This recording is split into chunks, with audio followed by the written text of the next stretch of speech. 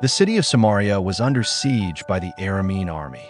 The people were starving, trapped behind the walls with no hope of food or escape. Desperation filled the streets, and fear weighed heavily on every heart. Outside the city gate sat 4 lepers, isolated and starving. They looked at one another in despair. One finally spoke, "Why should we stay here until we die? If we go into the city, the famine will kill us. If we stay here, we will also die. But if we go to the Aramean camp, they may spare us, or we may die. Either way, we must act." At the city gate sat 4 lepers, outcast from their people. Hunger gnawed at their bones, and death seemed certain wherever they turned. Finally, they reasoned among themselves, "Why sit here until we die? If we enter the city, famine awaits us. If we remain here, we perish. Let us go to the camp of the Arameans. If they spare us, we live. If they kill us, we shall only die." As the lepers approached the Aramean camp, they expected resistance or even death. But to their amazement, the camp was silent. God had caused the Arameans to hear the sound of chariots and horses, and in fear, they fled, leaving behind their tents, food, and treasures. The 4 lepers, filled with both fear and wonder, stepped deeper into the deserted camp. To their amazement, they found food, drink, and treasures left behind in haste. Hungry and weary, they ate and drank their fill, and then carried away silver, gold, and clothing, hiding them for themselves.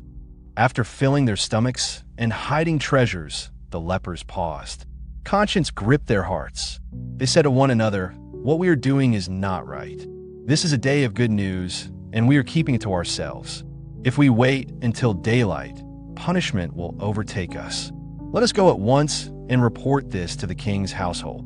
With heavy steps, the lepers approached the city gates. They called out to the gatekeepers, sharing the incredible news. The enemy had fled. The camp was full of food, silver, and gold. At first, their words seemed unbelievable, but soon, the message began to spread like wildfire through the starving city. The 4 lepers rushed back to Samaria and called to the city gatekeepers.